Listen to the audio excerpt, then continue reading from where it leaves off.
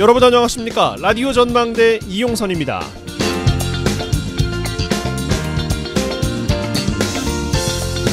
태풍 카눈이 북상하면서 우리 지역도 태풍의 간접 영향권에 들었습니다. 전남 지역 오늘 밤부터 본격적인 태풍의 영향권에 들겠는데요. 기록적인 폭우와 강풍이 지난해 큰 피해를 남겼던 태풍 흰남노와 비슷하다고 세력이 전해지고 있습니다. 항공기 결항도 이어지고 있는데 오늘 오후 여수공항 항공편은 모두 결항이 됐고요. 바다에 풍랑특보도 내려지면서 여수와 목포, 또 완도와 고흥을 오가는 여객선도 일부 운항을 통제했습니다. 항공기 여객선 이용 계획 있으신 분들 미리 점검하셔야겠습니다. 또 순천에서는 새만금 세계스카우트 잼버리에서 조기 퇴영해서 순천에서 1박을 했던 스위스 대원들이 있었는데요. 38명, 태풍 북상으로 서울로 이동하던 중에 교통사고가 났습니다. 이 사고로 3명이 부상을 입었는데 태풍 강도 강에 해당하는 중형급 태풍 카눈 소식에 어수선합니다만 이럴 때일수록 침착하게 안전을 돌아보시고요. 주의를 좀 살피셔야겠습니다. 비바람이 불면서 태풍의 영향권 안에 들어있는 만큼 무리하게 집 주변이나 경작지를 둘러보시는 건 삼가셔야겠습니다. 오늘 라디오 전망대가 준비한 소식입니다. 지역 소식들 뉴스브리핑 통해서 들어보고요. 매주 수요일 코너 라전법정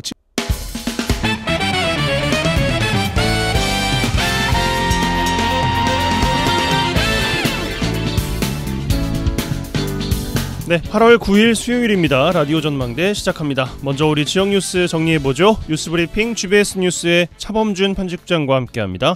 전화 연결돼 있어요. 안녕하십니까?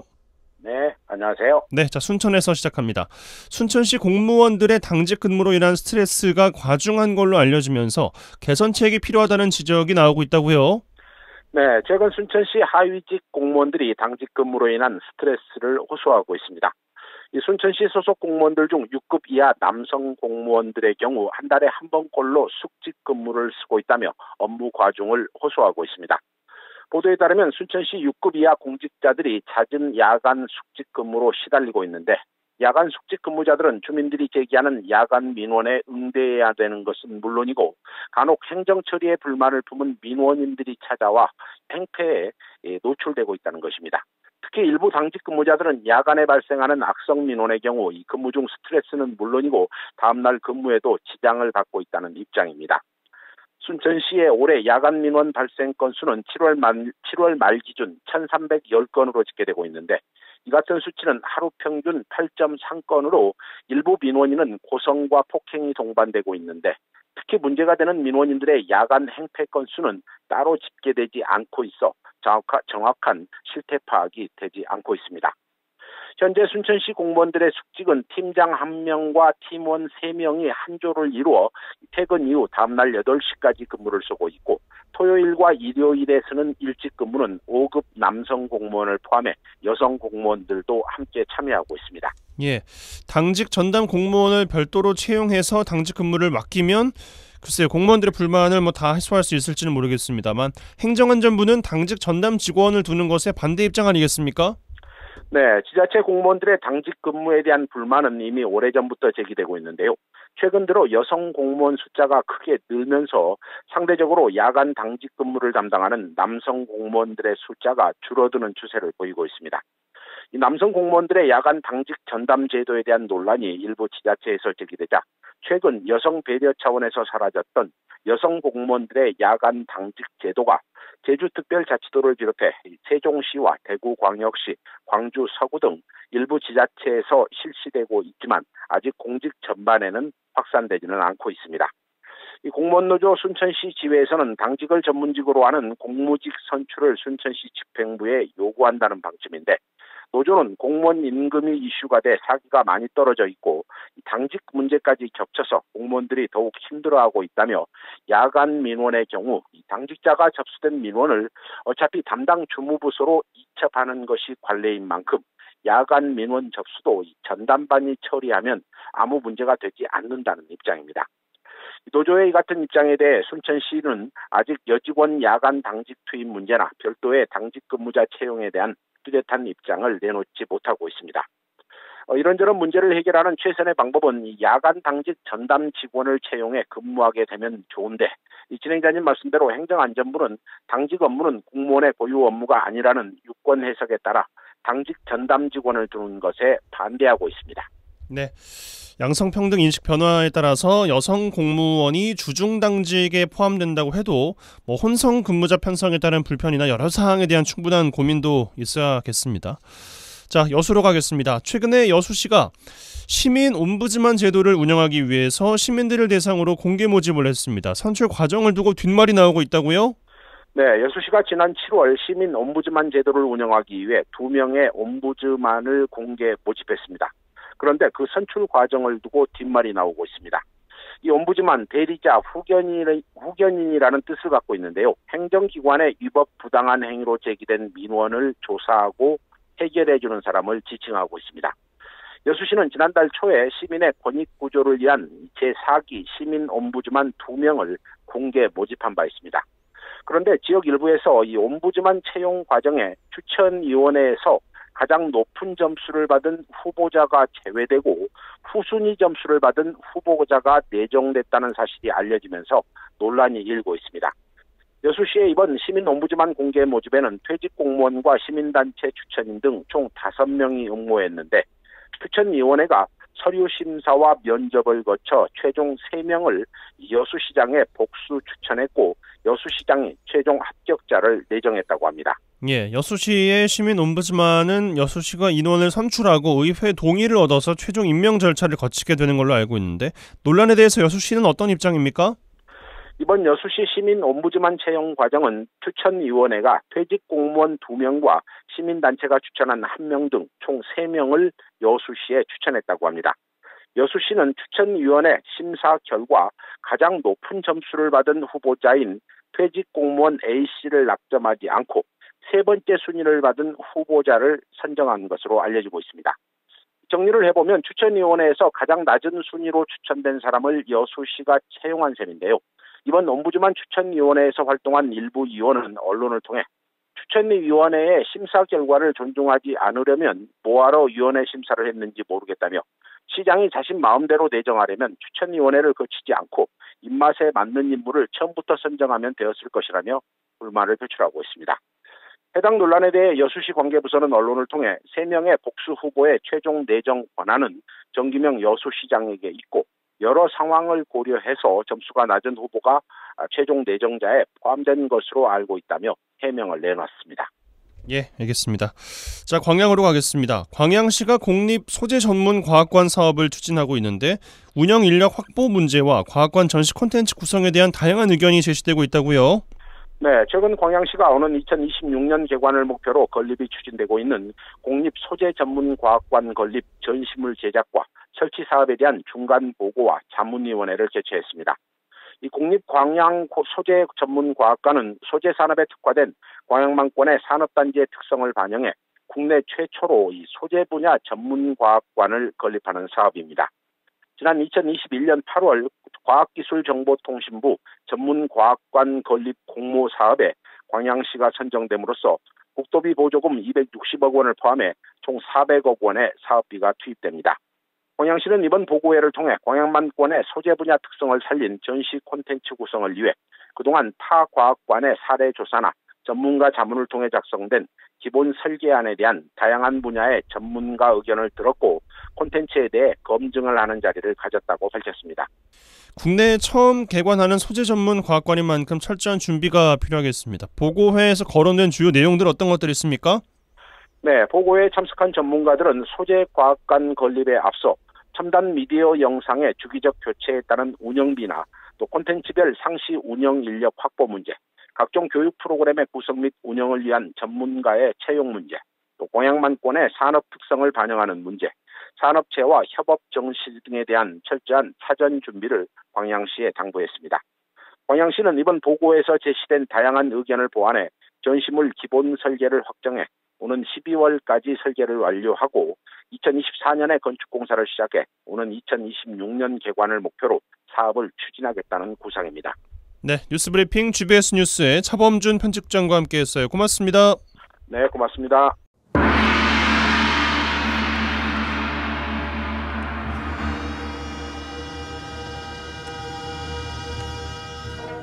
라전 법정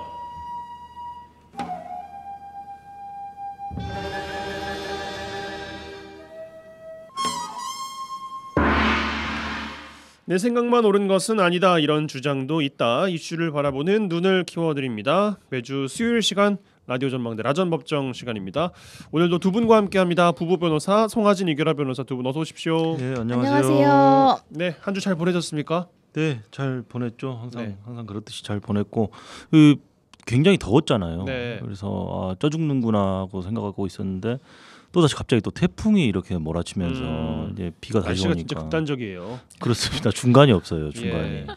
태풍이 올라오고 있고 오늘 밤부터 이제 내일 아침까지가 가장 큰 고비라고 하는데 태풍 피해 없으시도록 또 대비를 좀 잘 하셔야 될 것 같습니다. 네, 네. 이 변호사님 뭐 근황 별다른 건 없으십니까? 네, 근데 오히려 오늘 진행자분이 목소리가 좀 네. 어디 아프신 건 아니시죠? 아프지 않습니다. 이럴 때일수록 이제 날씨가 급변하니까 환절기가 되는 것 같기도 하고. 환절기보다 건강. 더 무서운 것이 네. 저희 집에 에어컨이 고장이 났어요. 아, 기사 그분께 AS 요청을 드렸더니만은 한 2주가 밀려 있다고. 근데 이제 날씨가 한풀 꺾일 태풍보다 것 그게 더 같기는 해요. 무섭더라고요. 아니 한풀 꺾일 거예요. 그래요? 네. 예, 집에 그럴까요? 늦게 들어가세요. 집에 늦게. 집에 늦게. 네. 알겠습니다. 좋은 조언이신 것 같습니다. 네. 자, 화제의 판결로 들어가 보겠습니다. 이번 주 어떤 판결 주목해 보셨습니까? 예, 행정법원 판결을 하나 좀 가져왔는데 이제 증여세 부과 처분을 취소해 달라는 소송을 냈는데 이제 이게 뭐였냐면 부모로부터 받은 돈으로 이제 해외에 투자를 한 거예요. 네. 해외에 있는 부동산 뭐 이런 거에 투자를 했는데 이게 이제 이 사람은 이게 이제 부모로부터 명의신탁 받은 거다. 그 부동산을. 근데 이제 우리 과세관청에서는 이건 증여다라고 증여다. 해서 이제 증여세를 부과한 사건에 대해서 이제 행정소송까지 제기됐었는데 우선 1심 판결이긴 한데요. 이거는 증여로 간주된다라고 해서 이제 원고의 청구를 이제 기각했죠. 그 사건을 좀 가지고 왔습니다. 네. 뭐 더 들여다볼 지점이 있다면 뭐가 있을까요?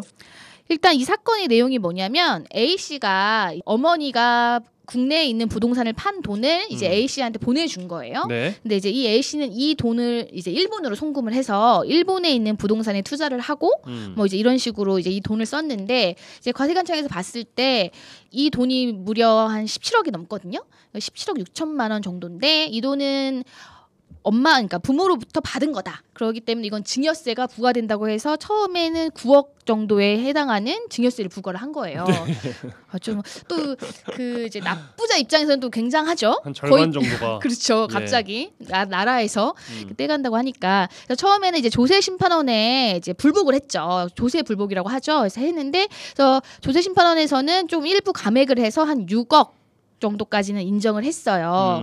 그래서 증여세를 6억으로 네, 그렇죠. 조정했다는 증여는 거군요. 맞다. 네. 일부는 증여가 맞다 해가지고 이제 결국에 행정소송으로 가가지고 이제 이게 뭐였냐면 어머니가 일본 어떤 그 출입국 관리법에 따라서 뭐 이렇게 일본에서 강제 퇴거 대상자가 돼서 그 어머니가 뭔가 그 이제 일본의 부동산을 취득할 수가 없으니까 네. 내가 명의 신탁을 받아서 해준 것 뿐이지. 그러니까 명의를 잠깐 빌려준 것 뿐이지 이게 조세 회피 목적이 아니었다. 그건 알 수 네. 없는 거 아니에요? 그래서 결국에는 법원에서 뭐 A 씨가 주장하는 조세 회피 목적이 없었다는 점이 뭐 충분히 증명되지 않았다라고 하면서 이제는 주장 받아들이지 않은 거죠. 2, 3에 하나만 갖고 볼 게 아니라 좀 조심하셔야 되는 게 대부분 이제 부모님 돈으로 투자를 하시는 경우들이 있을 거 아닙니까? 뭐 그것이 주식이 됐든 부동산이 됐든. 네. 근데 이제 사실은 부모님으로부터 돈을 받아서 부동산을 취득했다. 제3자가 보기에는 어때요? 그러니까 부모님 대신 땅 사준 거잖아요. 알 길이 없죠. 그게 무슨 그냥 명의만 빌려준 건지 아니면 그냥 본인이 증여의 목적이었는지. 그렇죠. 그래서 굉장히 조심하셔야 된다라는 거예요. 그러니까 나중에 조세 당국에다가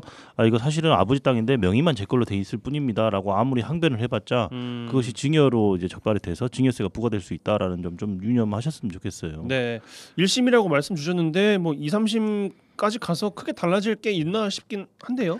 물론 이제 이 뭐 제가 판결문 그 원문을 본 것은 아니어서 이제 주요 쟁점이 만약에 법리적으로 또 판단할 다른 여지가 있다고 하면 뭐 판결이야 이제 바뀔 수는 있는데 현재까지는 어쨌든 뭐 부모 돈으로 해외에 투자한 것은 이제 명의신탁을 입증하는 것이 쉽지가 않고 이게 조세회피 목적이 없어야 되거든요. 근데 그 목적을 증명할 책임이 납세자에게 있기 때문에 사실 그게 이제 쉽지는 않다는 거죠. 네. 그렇죠. 그리고 이런 식의 변명을 무제한적으로 받아들여주게 되면은 사실은 이렇게 해서 끝도 뭐 없죠, 조세를 뭐. 뭐 받을 사람이 아무도 없을 거 아닙니까? 그래서 네.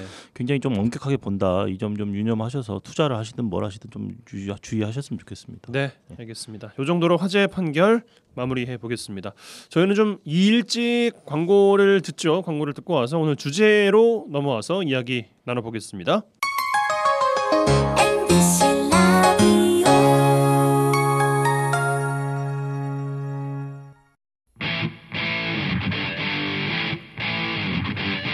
젊고 당찬 시사 생활밀착 뉴스 이용선의 라디오 전망대.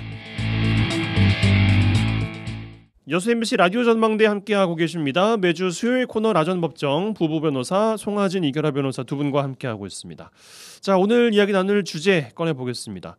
대전역에서 흉기를 휘두르겠다고 예고글을 올린 20대가 어제 전국에서 처음으로 위계에 의한 공무집행 방해 혐의를 적용받았습니다. 서울 신림동, 경기 분당, 서현동, 흉기, 난동 등 불특정 다수를 겨냥한 이른바 묻지마 범죄가 연쇄적으로 일어나고 있는 가운데 전국 곳곳에서 이런 일을 저지르겠다고 예고하는 일까지 일어나고 있습니다.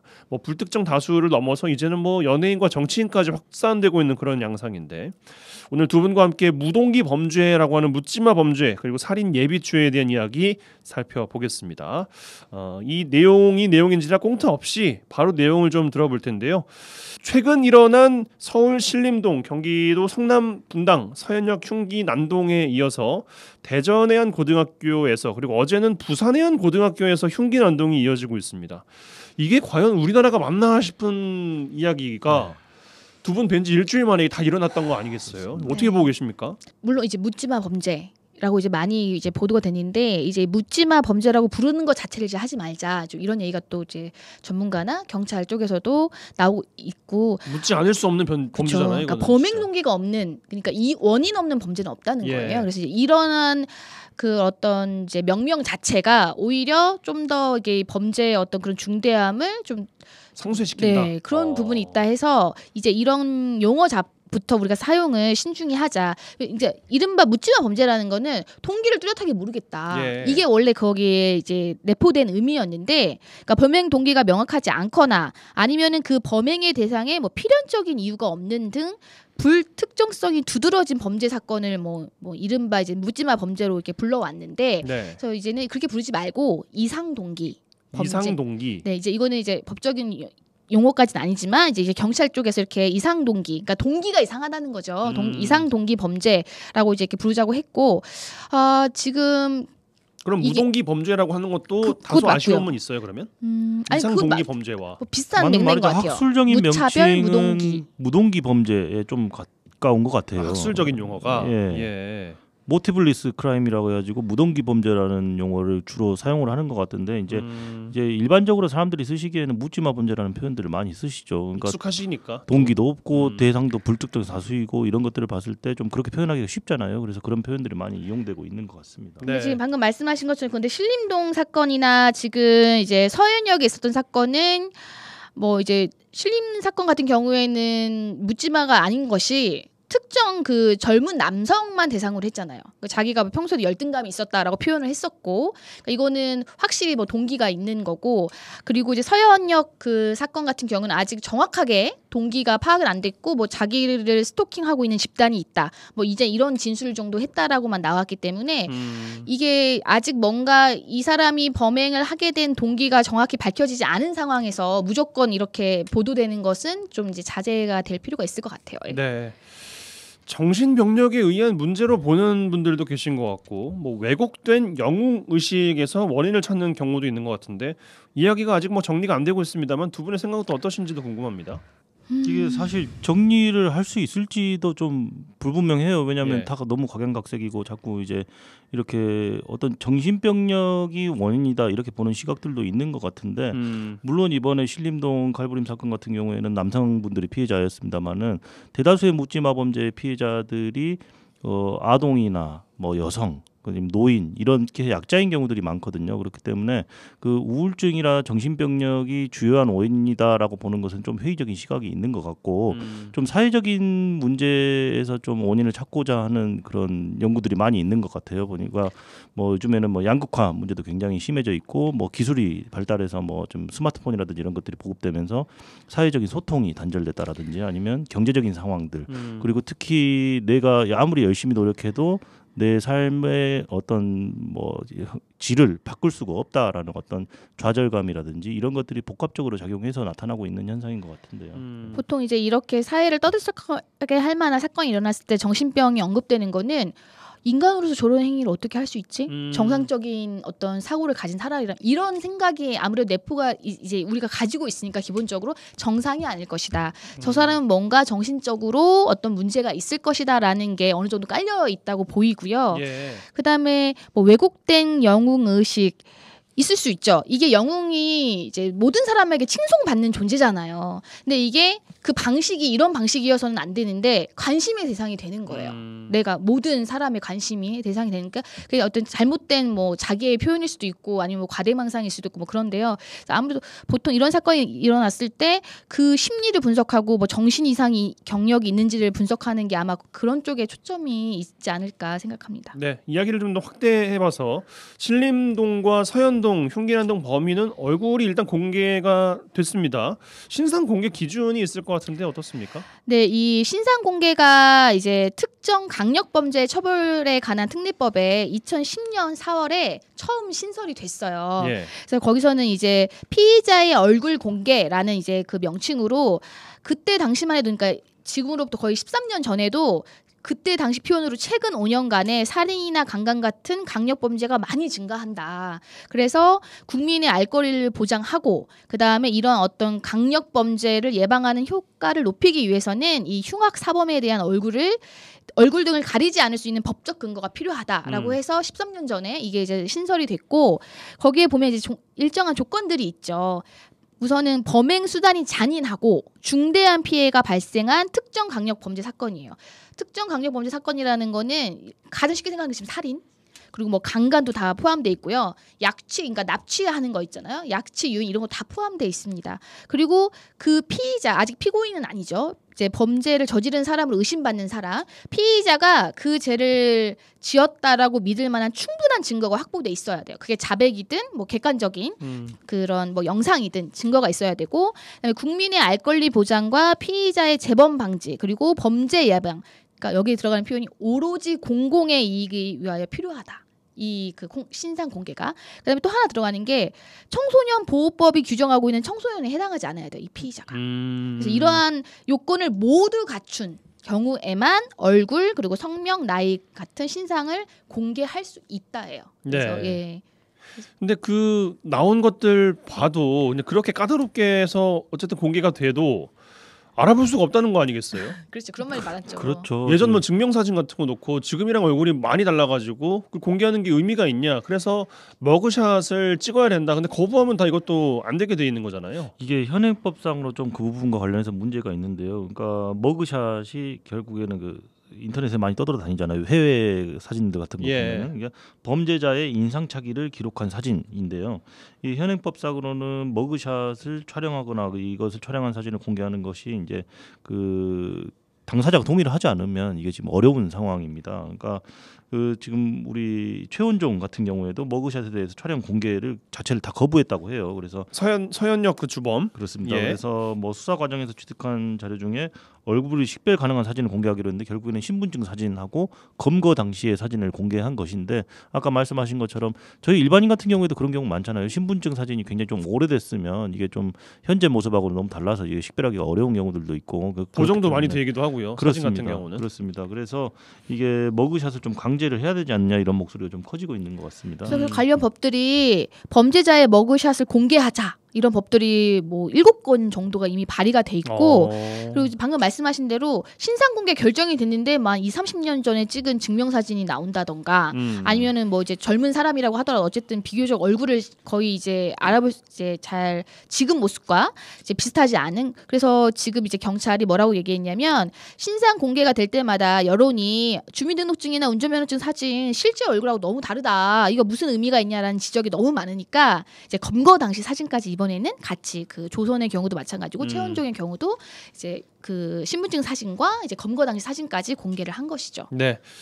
흉기 난동 사건 관련해서 내가 언제 어디서 무슨 일을 저지르겠다 이렇게 예고하는 사람들이 근데 요즘에 뭐 잡고 보면은 장난이었어요. 뭐 이런 사람들도 많다는 거 아니겠어요? 맞아요. 참 심각한 사회 문제가 되고 있어요. 자, 장난이라는 거는 기본 전제가 서로 웃을 수 있는 게 장난이잖아요. 네. 네, 서로 재밌는 거. 근데 이건 장난이 아니죠. 내가 어디에서 누구를 죽이겠다. 오늘 뭐 하겠다. 이런 거는 장난이 될 수 없고 그리고 살인이라는 거는 생명의 침해는 다시 되돌릴 수가 없잖아요. 그래서 그 엄청난 그 피해를 야기하는 것이기 때문에 그거를 예비하는 것만으로도 이제 아예 처벌을 하게 돼 있습니다. 그래서 살인 예비죄. 네, 그래서 살인 예비죄가 있어요. 그래서 이제 뭐 이런 글을 그냥 물론 이런 글을 올린 정도만으로는 안 돼요. 근데 실제로 이 사람을 막 압수수색하고 조사를 해봤더니 정말 뭐 여차하면은 실행에 착수할 수 있을 정도로 뭐 준비를 하고 있다든지 네, 있었다라고 하면 충분히 예, 처벌할 수 있습니다. 예. 살인 예비죄 설명을 좀 더 해주시면 좋겠어요. 그러면 어떤 죄입니까? 우선은 모든 범죄가 다 예비를 한다고 해서 처벌받는 것은 아닙니다. 근데 이제 살인이라든지 내란이라든지 이런 특정한 죄들에 있어서는 예비죄도 처벌을 한다라는 규정이 있을 때 처벌이 될 수 있는데 일단 예비라는 것이 좀 들어보시면 대충 어감상으로 아시겠지만 뭔가 준비 행위를 한다 이런 느낌이잖아요. 그래서 살인을 하겠다라는 어떤 마음을 먹고 계획을 세운 것만 가지고는 예비죄로 처벌할 수가 없는데 객관적으로 봐서 살인죄를 정말로 실현할 만한 어떤 살인죄를 내가 수행하고자 하는 실질적인 기여를 할 수 있는 어떤 준비 행위를 하는 정도에는 이르러야 됩니다. 물론 이제 실제 실행에 착수를 했다. 그러니까 내가 칼을 들고 사람을 찌르려고 뛰어가고 있다가 잡혔다. 이거는 미수죠, 미수. 이미 실행에 착수한 거잖아요. 그거는 미수고 예비가 아니고 미수. 미수는 최소한 실행에 착수는 있었던 건데 예비라는 것은 실행에 착수하지 않아도 그러니까 예를 들어서 내가 어떤 특정한 사람을 죽이려고 철물점에 가서 어떤 칼이나 어떤 톱 같은 것들을 준비하고 계획이라든지 동선 같은 거를 다 짜서 이렇게 기록해 놓았다. 그러면 굉장히 철저하게 준비한 거잖아요. 그 정도 단계만 돼도 살인 예비죄가 적용돼서 처벌받을 수 있다라는 겁니다. 네. 형량도 꽤 세요. 10년 이하의 징역이에요. 또 앞서 이야기 드렸던 것처럼 대전역에서 흉기를 휘두르겠다고 예고글을 올렸던 20대가 잡혔고 위계에 의한 공무집행 방해 혐의로 체포가 됐습니다. 이건 살인 예비죄가 아니잖아요. 이거는 왜 그렇습니까? 자, 위계라는 거는 뭐 조금 쉽게 말하면 속이는 거예요. 네. 그러니까 이게 살인 예고글이 어디 뭐 SNS나 이런 데 올라왔어요. 그러면 뭐 대거 병력 이제 경찰 인력이 투입이 되잖아요. 그렇죠.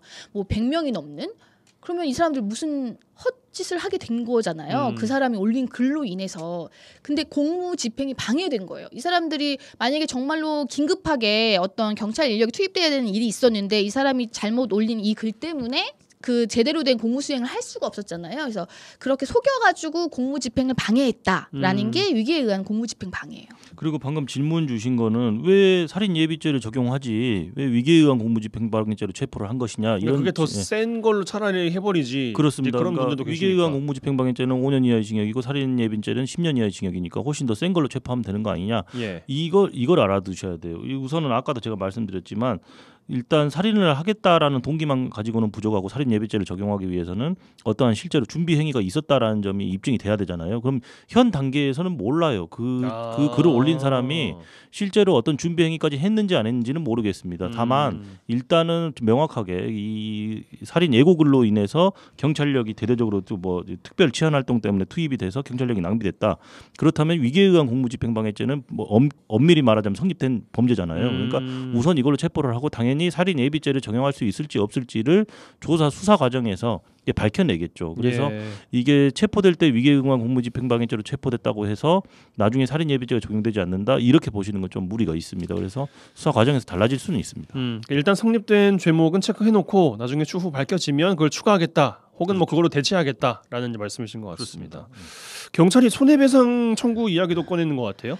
방금 말씀드린 것처럼 뭐 수십 명에서 수백 명에 달하는 인력이 투입이 되잖아요. 이거 다 비용이잖아요. 그렇죠. 뭐 그 시간과 어떤 그런 것들 다 비용이기 때문에 이 사람이 뭐 단순한 장난 뭐 아니면은 뭐 호기심 뭐 내지는 자기가 또 이제 주목받고 싶은 마음에 그렇게 올렸다가 정말로 많은 시민들이 불안해하면서 공포에 떨면서 그래서 이제 경찰들이 막 투입이 됐는데 그런 일이 없었던 거예요. 그 수색하는데도 얼마나 많은 비용이 들겠어요. 그래서 이런 거는 그 사람이 고의로 일으킨 불법 행위잖아요. 그래서 그 부분에 대해서 손해배상을 청구하겠다라는 거죠.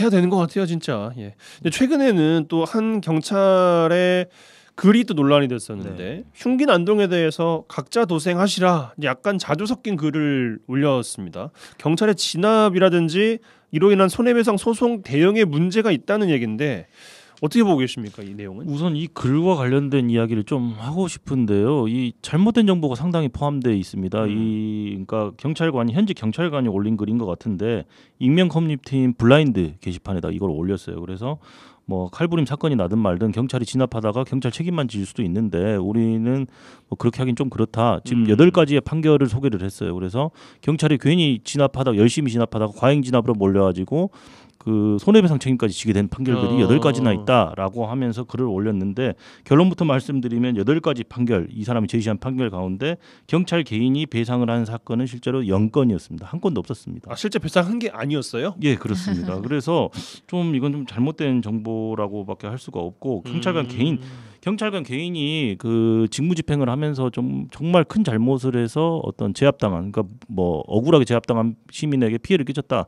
당연히 경찰관 개인이 배상할 수도 있겠지만 실제로 국가가 배상할 책임이 인정되고 경찰관 개인에게는 책임이 돌아가지 않는 판결들이 다수가 있었고요. 일부 판결들 중에는 국가하고 해당 경찰관 개인이 공동해서 배상을 하라라는 판결도 있었습니다만은 경찰이라든지 국가 내부에서는 결국에는 경찰관 개인에게는 구상하지 않겠다라고 결론을 내려서 실질적으로는 이 경찰관 개인이 책임을 물은 사례는 단 한 건도 없었습니다. 그러니까 오히려 지금 좀 이런 사회적으로 혼란스럽다 보니까 이런 글들이 자꾸 올라오고 좀 자꾸 시끄러워지는 것 같은데 사실 저는 좀 오히려 제 개인적인 생각으로는 좀 굉장히 좀 경계해야 될 생각이에요. 그러니까 경찰관들의 과잉 진압을 견제할 만한 장치가 오히려 부족한 상황이거든요. 근데 이런 것을 어떤 여론을 타서 어떤 분위기를 타서 경찰력을 무조건적으로 강화를 해야 된다라는 목소리를 내면서 오히려 또 그쪽으로 여론을 끌고 나가려고 한다. 이게 굉장히 위험한 발상인 거죠. 알겠습니다. 지켜볼 대목인 것 같아요. 초등학생들까지 요즘에는 예곡을 따라 올리고 있어서 참 걱정입니다. 너도 나도 너무나 많은 사람들이 호기심, 뭐 장난이 이제 아닌 것에 장난을 한다고 하는 이런 글들을 올리고 있는데 이런 것들 뭐 초등학생들까지 우리가 처벌을 할 수 있는 뭐 그런 게 있습니까?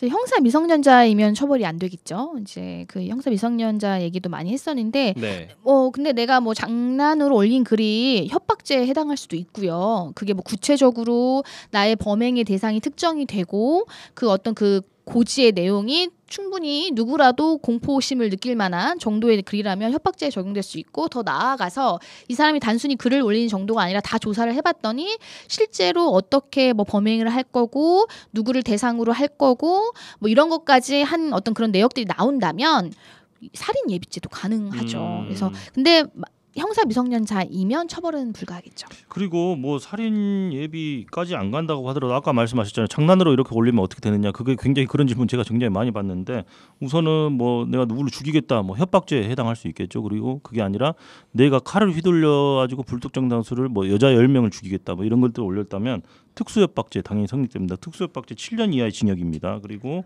어떤 내가 장난으로 올린 글 때문에 수백 명의 경찰이 동원되고 막 군사력이 동원되고 했다라고 한다면 위계의한 공무집행방해죄 아까 성립할 수 있다고 설명드렸죠. 5년 이하의 징역이에요. 1천만 원 이하의 벌금. 그러니까 장난으로 올렸는데 그 뒤에 일은 장난이 아닐 수 있다라는 점을 명백하게 좀 아셔야 될 것 같아요. 네. 앞서 소개해드린 그 대전에서 잡힌 공무집행방해 혐의로 체포된 분, 그분의 사례는 드물기 때문에 이슈가 좀 되고 있는 겁니까? 그러니까 실제 처벌까지 이어지는 것이 많이 있는지 이것도 궁금한데. 그 좀 보도를 보니까요. 뭐 대전 경찰청에서 뭐 사상 뭐 처음으로 적용한 거다라고 나왔는데 실제로 지금 경기 남부 경찰청에서 19세, 10대에 대해서 아예 그 혐의를 적용을 해가지고 구속 시작이 된 사례가 있어요. 그래서 뭐 이제 대전 경찰청에서 발표한 거는 이제 처음 이제 적용한 거다라고 했는데 아예 그 유괴에 의한 공무집행 방해로 이제 구속된 사건도 있고 실제로는 이제 어떻게 보면은 우리가 이런 안보 이런 치안이 되게 불안하다 보니까 이제 경찰력이 어떻게 보면 또 과잉이라고 느껴질 정도로인 부분도 있잖아요. 그래서 그런 부분 때문에 지금 뭐 이제 경찰 수뇌부에서도 이런 거 올리기만 하면 뭐 유괴에 의한 공무집행 방해 당연히 막 적용할 거 구속 수사를 뭐 방침으로 할 거다. 그리고 뭐 손해배상 청구도 불사하겠다. 막 이렇게 입장을 밝히는데 실제로는 그걸 적용해서 처벌한 사례는 지금까지는 없었죠. 네. 근데 지금까지는 그렇다고 치더라도 지금 사회적으로 굉장히 흉흉하잖아요. 지금 제가 어제까지 집계된 통계로만 봐도 지금 살인 예고글 올려가지고 구속된 사람 지금 3명이었는데 오늘 기사 보니까 또 6명으로 늘었더라고요. 그러니까 지금 뭐 200 몇 건이 적발이 됐고 6명이 구속됐고 그래서 더 늘 수도 있을 것이고 예, 앞으로도 늘 것이고 이 처벌 수위는 굉장히 좀 강력해질 것으로 전망이 되고 있습니다. 네. 해외 사례 보니까 일본은 2000년부터 이 묻지마 범죄가 지속적으로 발생하고 있다고 합니다. 어떻게 대책을 세워 나가고 있을까요? 우선은 일본에서도 이게 사회적으로 꾸준한 문제가 제기돼 왔죠. 2000년대 이후에 무차별 흉기 범죄가 계속 만들어지고 그러다 보니까 뭐 여러 가지 유명한 사건들이 있죠. 뭐 아키하바라, 뭐 도쿄에서 일어난 사건도 있었고, 뭐 20대 남성이 트럭을 몰고 행인에게 돌진해서 칼부림을 저질러서 7명 사망, 10명이 중경상 입은 사건들도 있었고, 지금 2021년, 22년 이후부터 엄청 급증하는 추세라고 해요. 그래서 일본 정부 역시도 이게 굉장히 강력하게 문제가 되는 사회적인 문제다 이렇게 인식을 하고 있는 것 같습니다. 그래서 네. 뭐 여러 가지 대책들을 내놓고 있습니다. 뭐 총포도검법을 개정해서 칼날 길이 5.5cm 이상 뭐 나이프 같은 것들은 양날, 검 이런 거는 소지하는 것 자체를 금지하고 있고 처벌하는 규정 이외에도 이게 사회적인 문제다라는 시각으로 좀 접근을 해서 저 청년층이라든지 이런 사람들이 고립이 돼서 묻지마 사실을 유발하지 않게끔 하기 위해서 뭐 고독 고립 대책 담당상을 신설하고 뭐 이런 정부 차원에서도 좀 움직임이 있긴 있는 것 같습니다만은 좀 통계적으로 보면은 이게 잘 작동이 되고 있는지 모르겠어요. 왜냐하면 계속 늘어나고 있는 추세라고 합니다. 그래요. 우리도 도대체 뭘 어떻게 해야 될지 막막하긴 한데 뭐 촉구하고 싶은 내용 뭐 최근에 이제 뉴스들 보시면서 내용 있다면 말씀 주시고 마무리하겠습니다. 네, 당시 그 이제 일본 얘기가 나와서 그때 이제 왜 이런 범죄가 급증을 하느냐 지금 거의 한 10여 년 전에 이제 이러한 범죄를 저지르는 사람들의 좀 공통적인 특징이라는 게 좀 부족한 교육 관계, 이제 부족한 사회 관계, 그다음에 뭐 무직이나 무수입 그러니까 생활의 어려움. 그다음에 당시 그 일본의 버블 경제 이후에 장기간 경기 침체로 인한 뭐 사회적인 고립 그 문제에 처하게 된 뭐 청년층이 증가하면서 이 사람들이 사회에 가지고 있는 분노가 이렇게 불특정 다수를 상대로 한 범죄로 표출이 된 거다라고 했는데 지금 우리 사회 얘기랑 비슷하잖아요. 지금 뭐 우리나라 청년들에게 희망이 없다. 뭐 결혼도 안 하고 뭐 이제 뭐 직업도 갖지 않고 그러니까 모든 걸 포기한다라고 뭐 그런 소리가 나올 정도가 된 지가 굉장히 오래됐는데 이게 사실 해결이 안 되는 거예요. 근데 또 빈익빈 부익빈은 계속 심해지고 나 개인의 문제를 넘어서서 나를 사회가 도와주지 않는다. 이렇게 돼버리면 이제 그러면 나는 이걸 표출해도 뭐 정당화된다거나 이제 이렇게 잘못된 그것이 자꾸 발현되는 건데 뭐 묻지마 범죄라고 부르지 않는 용어 이런 거 뭐 중요할 수도 있겠죠. 근데 이제 물론 그 내면에는 왜 자꾸 이게 발생을 하는지를 우리가 해야 된다는 거잖아요. 범죄가 일어난 다음에 이 사람들이 어떤 특징을 가지고 있느냐 분석하는 것도 중요하겠지만 일어나기 전에 근본적인 해결책이 무엇일까 저도 잘 모르겠지만 막연하긴 한데 네, 왜 이런 문제가 계속해서 발생을 하는지. 아니 근데 그냥 이런 거는 말할 수 있잖아요. 장기적인 경기 침체라든지 코로나로 인한 팬데믹 상황 그리고 청년 실업 뭐 국가적인 위기 이런 것들이 종합적으로 이렇게 해서 사회적으로 좀 굉장히 어려운 상황인데 사실 20, 30대 청년들은 복지의 사각지대에 놓여 있단 말이에요. 그러니까 이 사람들을 어떻게 국가적으로 복지를 하고 이제 관리를 할 것인지 이런 차원의 좀 접근이 필요하지. 법무부에서 오늘도 그랬더라고요. 흉기를 소지하는 것 자체를 금지하는 법을 만들겠다. 그러니까 그런 거 다 좋아요. 근데 현실적으로 이 청년들 이 답답한 마음 표출할 수 없는 청년들을 어떻게 가슴 얼음을 만져줄 것인지 이런 부분들도 같이 고민을 해봐야 될 때가 아닌가 싶습니다. 알겠습니다. 이 정도로 이번 주는 마무리하죠. 라전 법정 부부 변호사 송하진 이결하 변호사 두 분과 함께했어요. 두 분 고맙습니다. 네, 감사합니다. 감사합니다. 잘했군 잘했어 잘했군 잘했군 잘했어 그러게 내 영감이라지 잘했군 잘했어 잘했군 잘했군 잘했어 그러게 내 마누라지. 지역의 온기를 불어넣습니다. 라디오 전망대 칭찬 릴레이 캠페인 칭찬해주세요 시간입니다. 이미지 리포터 나와 계세요. 어서 오십시오. 네, 안녕하십니까? 네. 자, 오늘은 요즘에 이른바 숏폼 콘텐츠에서 화제가 되고 있는 칭찬 주인공이 계시다고요? 네, 여수의 작은 섬 두라도라고 있습니다. 예. 여수 남면 화태도 바로 아래에 있는 주민 100여 명이 살고 있는 작은 섬인데요. 이곳은 택시도 버스도 없는 대중교통 없는 섬입니다. 그런데 이곳에서요, 7년째 학교와 유치원을 가야 하는 아이들, 산을 넘어 선착장으로 가야 하는 어르신들이 차량이 필요할 때 한달음에 달려오는 두라리교회 김수열 목사가 있습니다. 마을 주민들의 5분 대기조는 물론이고요. 건축을 전공했던 실력을 바탕으로 주민들의 오래된 주택을 손수 재건축하고 또 방치된 전기 시설도 수시로 고쳐주고 있다고 하는데요. 두라도 주민들의 짱가 김수열 목사 만나보시죠.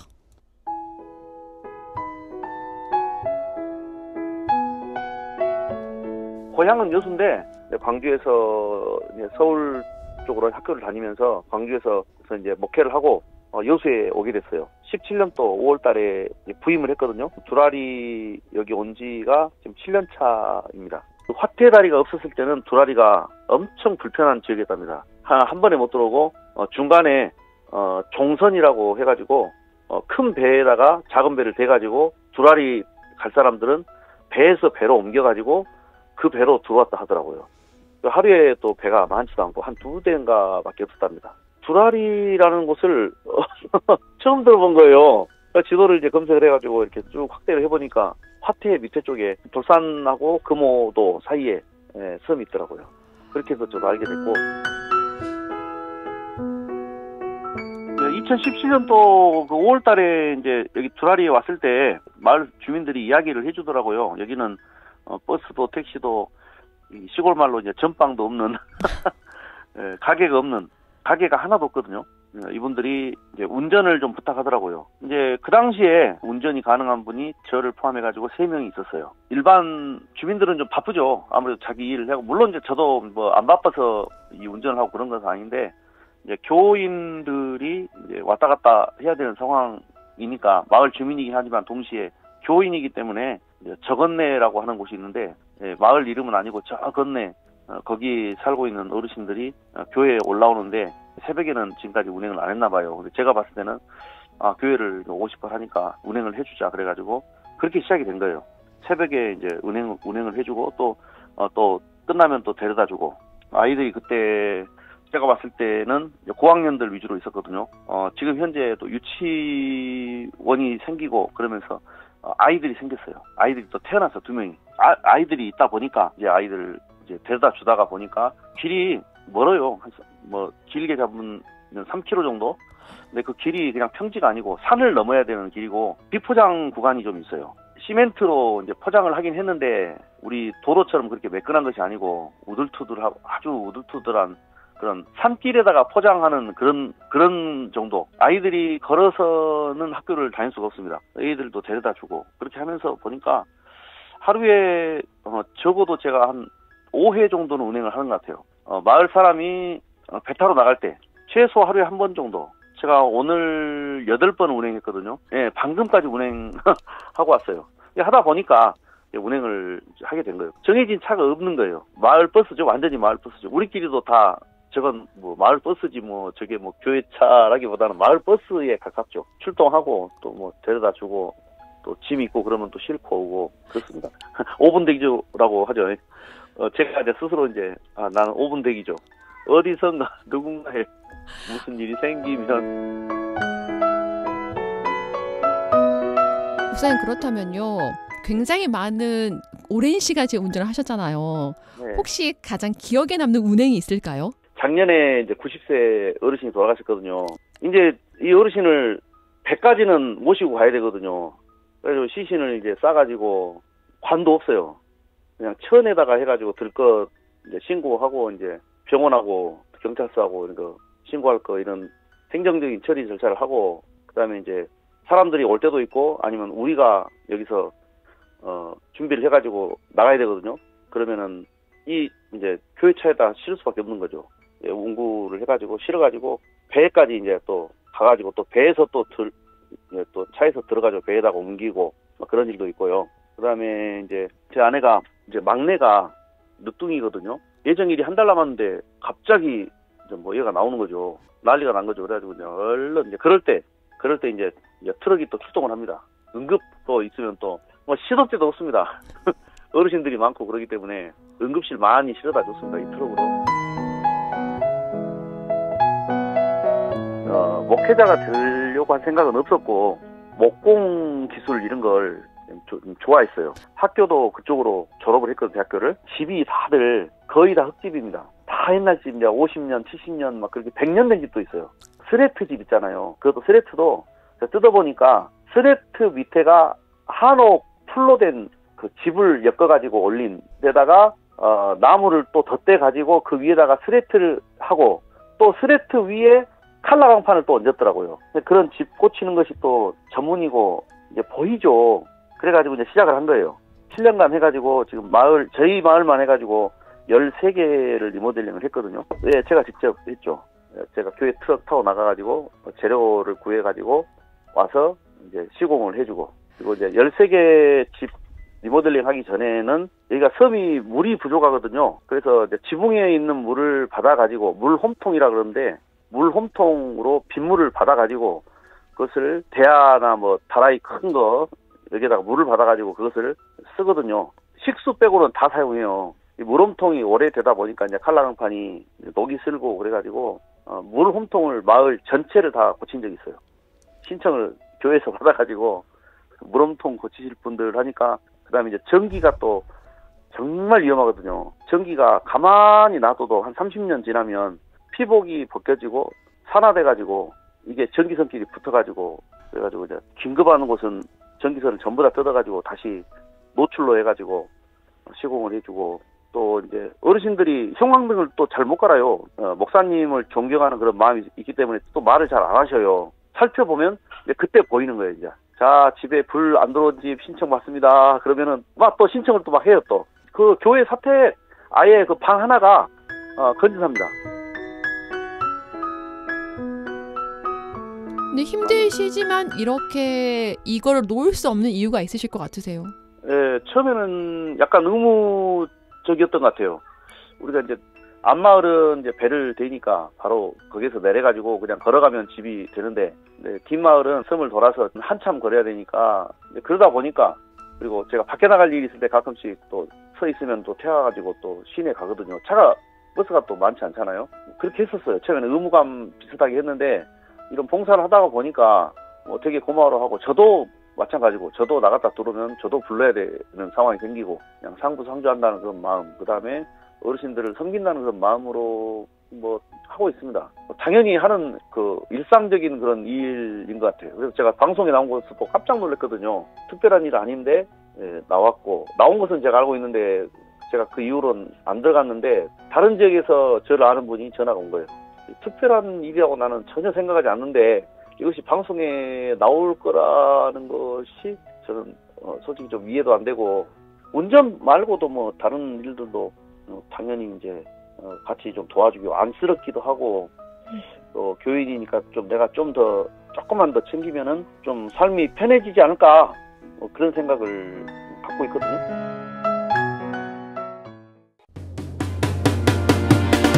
네, 수요일 라디오 전망대 마치겠습니다. 태풍 대비 잘 하셔서 피해 없으시기 바라겠습니다. 내일 저녁 6시 5분에 다시 뵙죠. 이용선이었습니다.